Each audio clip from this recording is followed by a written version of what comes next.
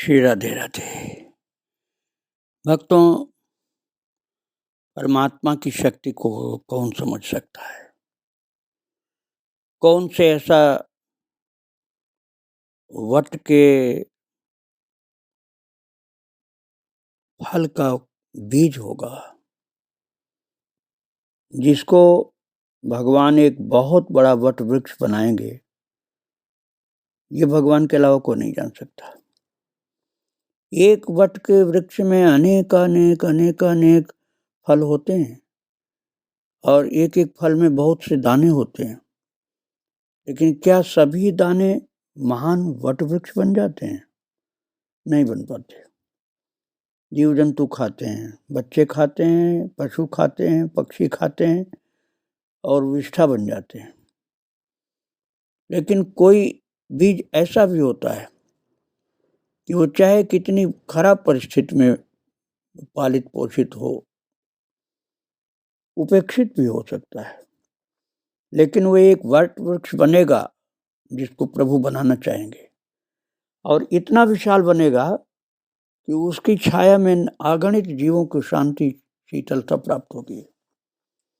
कुछ ऐसा ही हम कह सकते हैं अमृतानंदमयी माता के चरित्र के विषय में। एक छोटी सी झोपड़ी में जन्म हुआ था, इसमें न कोई दीवार थी, न कोई खंभा था, न छत थी। नारियल के पत्ते से बनी हुई समुद्र किनारे की नन्ही सी झोपड़ी में जन्म हुआ था। आज वो अम्मा जी हैं विश्व प्रसिद्ध संत, परोपकार की मूर्ति, भक्ति की मूर्ति, ज्ञान की मूर्ति। न जाने कितने करोड़ों जीवों को मार्गदर्शन करती हैं, सहारा बनती हैं।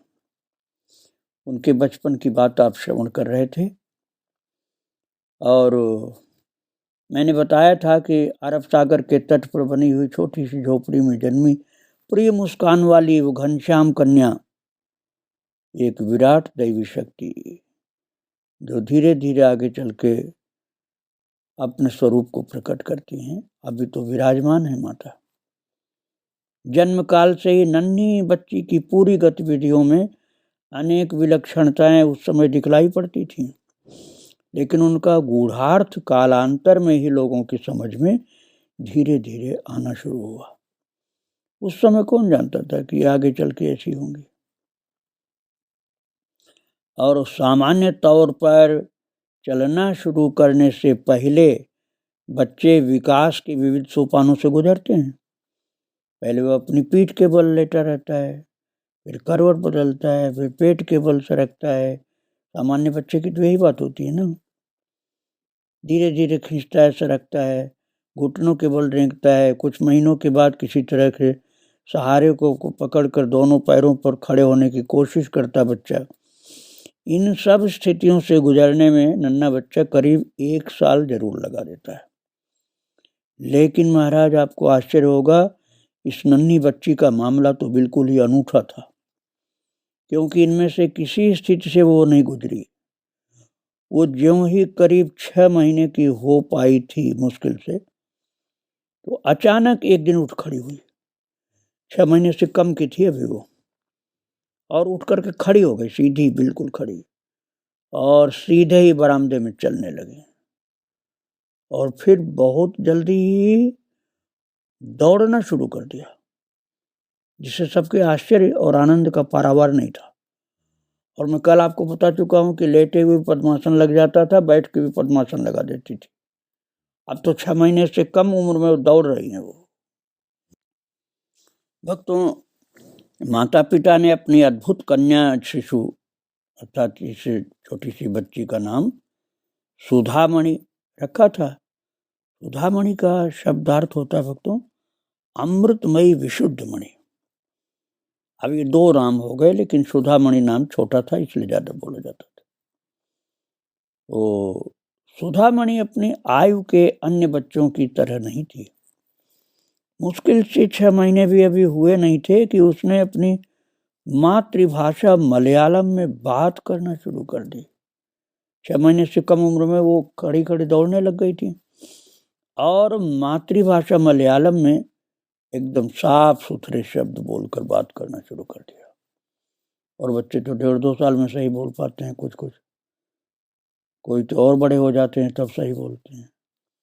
लेकिन ये 6 महीने की उम्र में बात करना शुरू कर दी अपनी बोली में, और ज्यों ही वो अच्छी तरह से बोलने लगी तो महाराज भगवान नामों का जाप भजन करने लगी।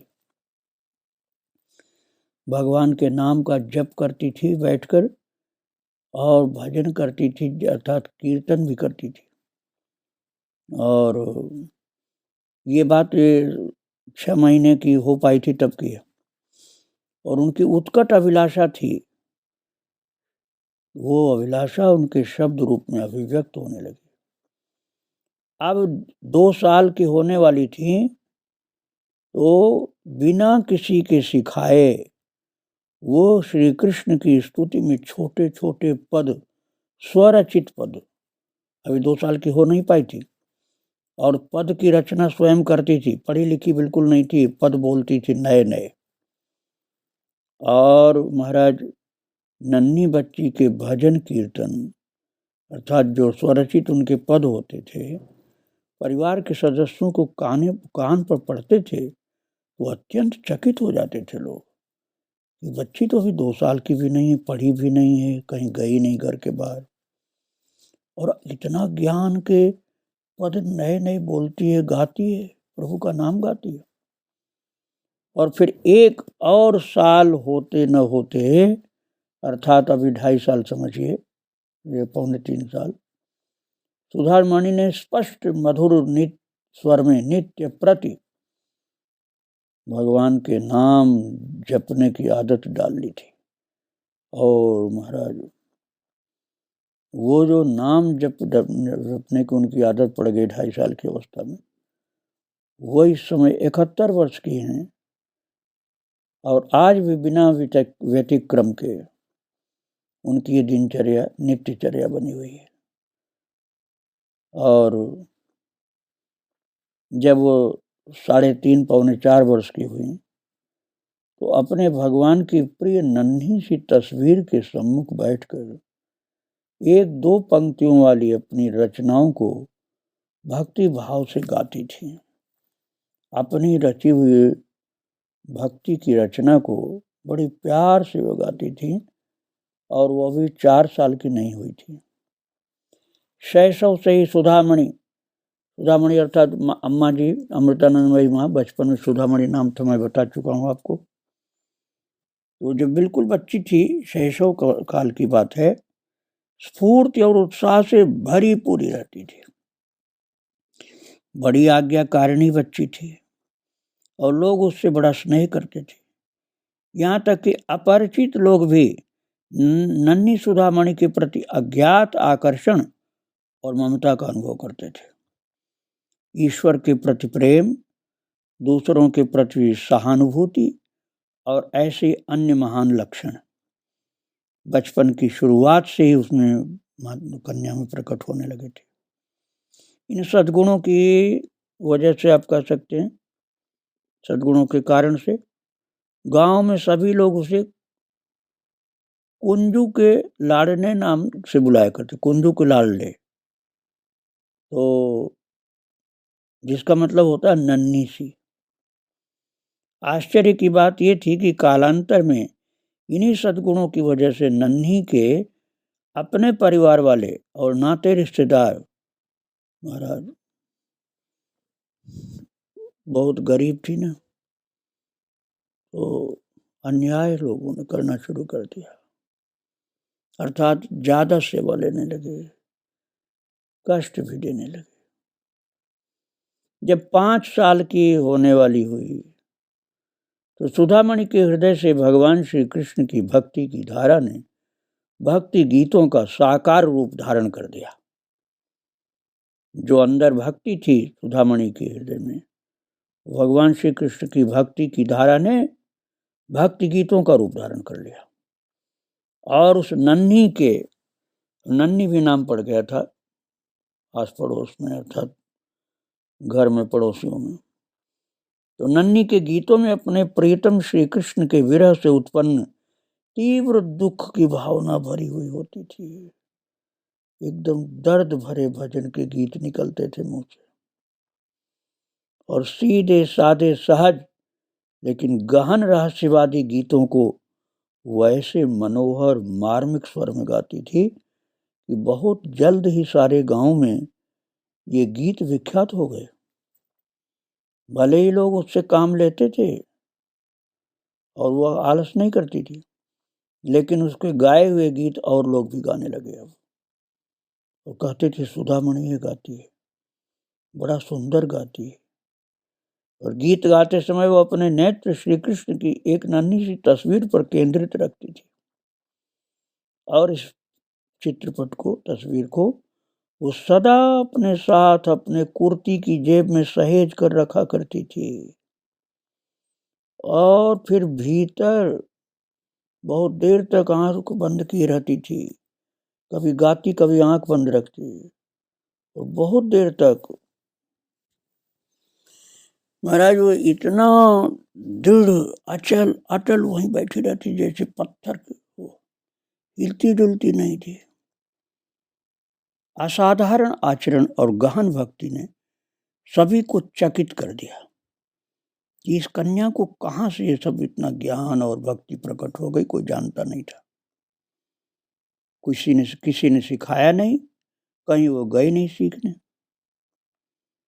और श्रद्धावाल गांव वालों को, श्रद्धालु जो थे, श्रद्धालु लोग गांव के, वो सब खींचे चले आने लगे, आकर्षित कर लिया। नन्ही बालिका अपने दिव्य गीतों से नवोदित प्रातःकाल का स्वागत करती थी, तो उसे सुनने के लिए गांव वाले बड़े सवेरे ही नींद से उठ जाया करते थे महाराज। और गीतों में नाम की महिमा और लीला की महिमा होती थी, और वो गा गा करके सुबह बहुत जल्दी उठ जाती थी अपने आप, बिना किसी को उठाए। कि दूसरे लोग भागे आते थे, गांव के लोग, सुनने के लिए। उसमें भगवान कृष्ण के ही गीत होते थे। भगवान कृष्ण का नाम घनश्याम, राजीव लोचन, गोकुलम गोपाल, क्षीर सागर स्वामी, हे घनश्याम, हे घनश्याम, हे घनश्याम, इस गांव के दीनहीन जनों पर कृपा करो, ऐसा भाव होता था उनके गीत का। हे मुरलीधर स्वामी, हे पीतांबरधारी, हे मल्लिका मालाधारी, आओ मुरारी, आओ मुरारी। इतना भाव भरे हुए गाती थी वो नन्ही सी सुधामणि, सुनने वालों के आंखों में आंसू आ जाते थे, और वो आंख बंद किए हुए गाती रहती थी। इस उम्र में भी सुधामणि में दिव्यता का कतिपय लक्षण स्पष्ट दिखलाई पड़ने लगा। बचपन के खेल खिलवाड़ या दैनिक कार्यकलापों के बीच वो अचानक ही अंतर्मुखी हो जाती, और उसे समय और स्थान का ध्यान ही नहीं रहता।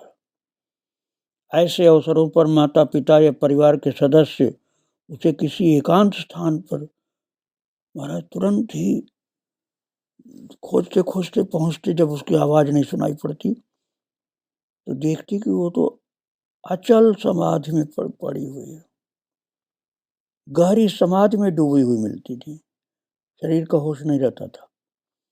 और कभी कभी ये देखा जाता कि नन्ही बच्ची वहां जल के निकट बैठी, एकाग्रता, समुद्र के जल के निकट बैठी एकाग्रता से जल की ओर देखती रहती थी, लेकिन होश नहीं रहता था, आंख खुली रहती, नीले आकाश की ओर देखती रहती। ऐसा लगता इस लोक से परे किसी और लोक में जा पहुंची है। और ये भी कोई असामान्य बात नहीं रह गई कि नन्ही बच्ची एकांत में नेत्र मूंदे बैठी हुई ही हो। जब खोजा जाता तो आंख बंद किए बैठी मिलती थी, कभी गाती हुई, कभी आंखों से आंसू भी गिरती दिखती थी, लेकिन आंख बंद मिलती थी। बहुत चेताया जाता, बहुत कहा जाता, आंख खोलो बेटा, आंख खोलो, आंख खोलो, क्यों रो रही हो, क्यों ऐसे बेसुध सी हो रही हो। कभी गा रही, कभी रो रही, और किसी को देखते नहीं, आंख बंद है।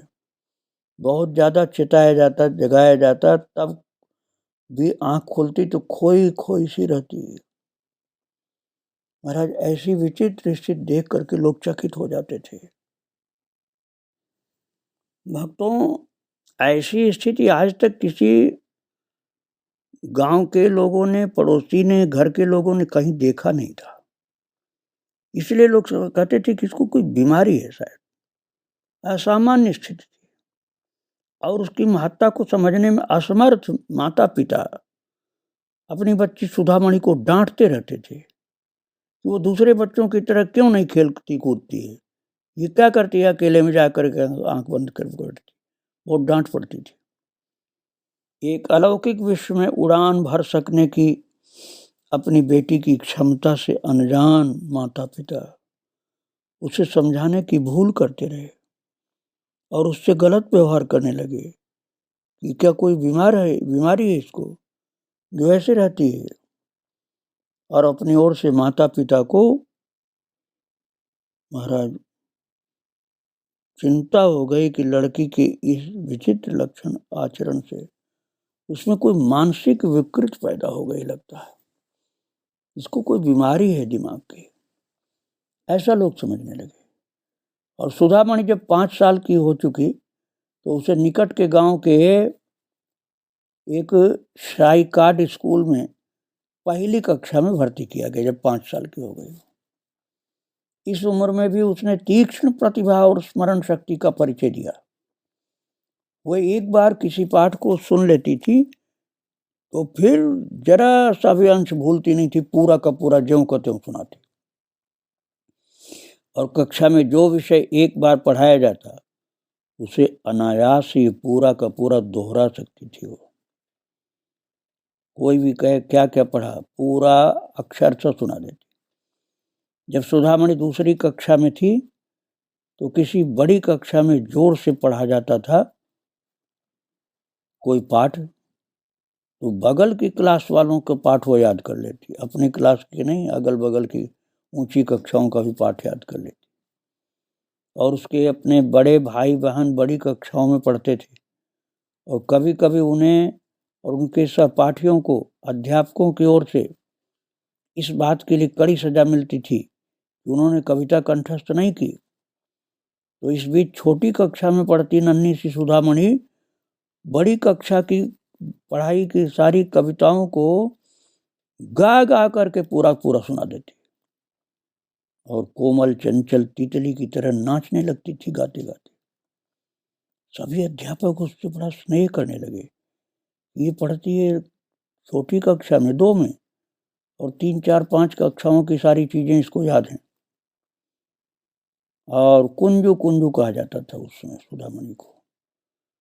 कुंजू की स्मरण शक्ति पर अध्यापक लोग विस्मय और विमुग्ध हो गए कि पहले ऐसी तीव्र स्मरण शक्ति उन्होंने कभी आज तक किसी बच्चे की नहीं देखी कि कक्षा 2 में पढ़ता हो और 3, 4, 5 सब क्लास के उसके सारी चीजें याद हो। तो घरेलू कामकाज की जिम्मेदारियों की वजह से अक्सर सुधामणि स्कूल में अनुपस्थित रहा करती थी क्योंकि घर के सब काम करने पड़ते थे। फिर भी सभी विषयों में उसे पूर्ण अंक मिलते थे, पूरे पूरे नंबर मिलते थे और कक्षा में हमेशा सर्वप्रथम आती थी। और ऊपर की कक्षाओं की भी सब जानकारी, सब याददाश्त थी उसको। सुधामणि की अद्भुत स्मरण शक्ति को दर्शाने के लिए महाराज क्या कहा जाए, बच्चे को जन्म देने के 5 महीने बाद दमयंती एक दिन घर से बाहर कहीं गई थी। अब आप समझिए, अब तो हो गई थी वो 6-7 साल की, लेकिन मैं उसके पहले की बात आपको बता रहा हूँ। जब बच्ची को सुधामणि को जन्म दिया था माँ ने, तो उस जन्म देने के 5 महीने बाद दमयंती एक दिन घर से बाहर कहीं गई थी और उस बीच बच्ची को सगुणानंदन की निगरानी में रखा। किसी अज्ञात कारण से बच्ची बेचैन सी हो उठी और रोने लगी। सगुणानंदन को बच्चों को संभालने की कोई आदत थी नहीं, तो उसकी समझ में नहीं आया कि क्या करें। उसने बच्ची को समझाने बुझाने की बड़ी कोशिश की, लेकिन बच्ची चुप नहीं हुई। बहुत देर तक यही हाल रहा।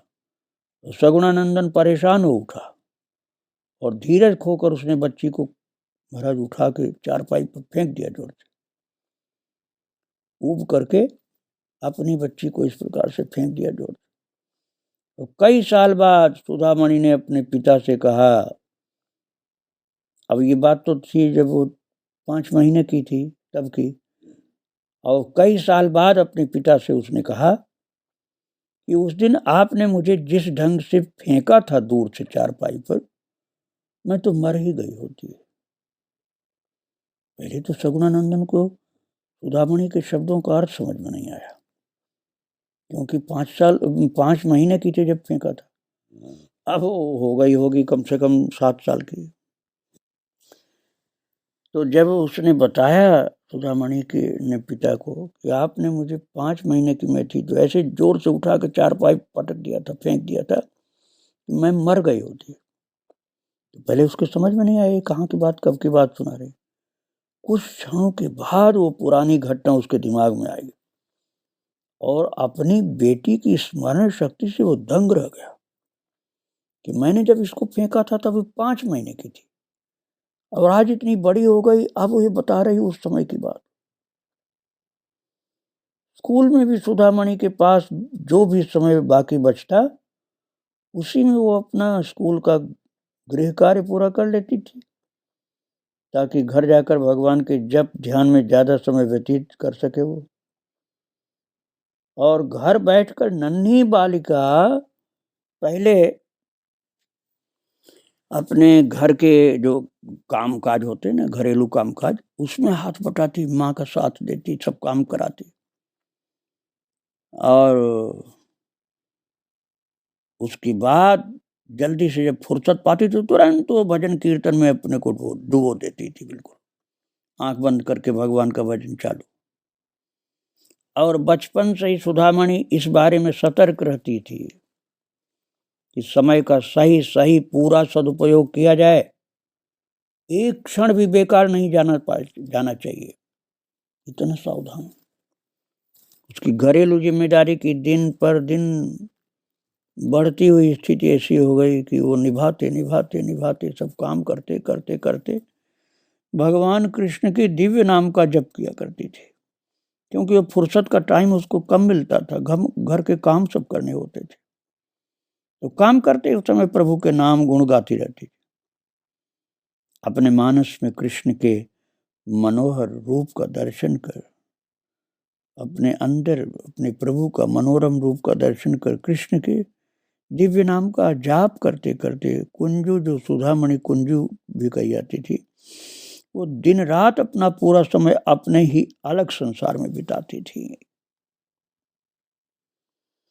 भक्तों, सुधामणि ने जिस घर में अपना बचपन बिताया था वहाँ 2 छोटे छोटे कमरे, बहुत छोटे छोटे, कोठरी कहिए, और एक रसोई घर था। वो कमरा आप मत समझना शहर वाला, बहुत गरीब गांव के कमरा क्या, उसको कोठी कहीं कहीं कुछ बोलते हैं, आप एक छोटी सी कुटिया समझ सकते हैं। तो रहने की जगह की तंगी और असुविधा की वजह से सुगुणानंदन ने गौशाला के पास एक छोटा सा कमरा बना रखा था। इसे बच्चों के पढ़ने लिखने के कमरे के तौर पर इस्तेमाल करता था। इसी गौशाला में जहाँ नन्ही सुधामणि जप ध्यान कीर्तन किया करती थी, 2 और व्यक्ति आकर शरण लेते थे। नाई जाति की एक बेसहारा अनाथ महिला, वो टच्ची उसका नाम था, और बच्चा भी वहां आकर रहने लगे। उनकी असहाय अवस्था पर तरस खाकर सुगुणानंदन ने उन्हें वहां रहने की अनुमति दे दी कि चलो तुम्हारे पास सोने की कोई जगह नहीं, यहीं हो जाओ। वो टच्ची नाइन सुधामणि से बहुत प्यार करती थी। वह हमेशा बच्ची की गोद में, अर्थात उस बच्ची को, सुधामणि को अपनी गोद में उठाए रखती थी। पता नहीं भगवान ने किसको भेजा था अपनी भक्ता की सेवा के लिए। बच्ची तो दिन भर काम करती थी और भगवान का गुण गाती थी, और पोटच्ची जो नाइन थी वो सुधामणि को अपने गोद में रखती थी, बड़ा प्यार करती थी। दमयंती से भी ज्यादा, अर्थात माँ से भी ज्यादा सुधामणि की देखभाल करती थी वो। और महाराज विनम्र भोली भाली सुधामणि को भगवान कृष्ण के मनोहर रूप पर मानस और आत्मा केंद्रित कर वहीं गौशाला में दिन व्यतीत होता था। और कितना भाग्य था उस नाइन का जो उनको गोद में लेकर के सेवा करती थी। श्री कृष्ण की तरह नन्ही बालिका को गायें बड़ी प्रिय थीं। खाली समय मिलते ही वो दिव्य ध्यान में डूबी हुई एकांत स्थल में बैठी हुई दिखती थी, और जहां समय मिला सेवा का वहां गौ की सेवा में लग जाती थी। निर्बाध रूप से कृष्ण के प्रभावपूर्ण रूप के दर्शन की लालसा का आनंद उठाती रहती थी। माता के चरित्र को आगे मैं फिर सुनाऊंगा।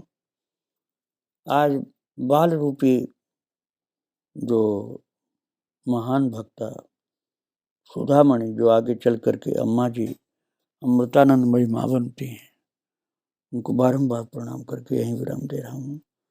आगे उनके चरित्र को आप फिर श्रवण करेंगे। श्री राधे राधे, जय श्री राधे राधे, श्री राधे।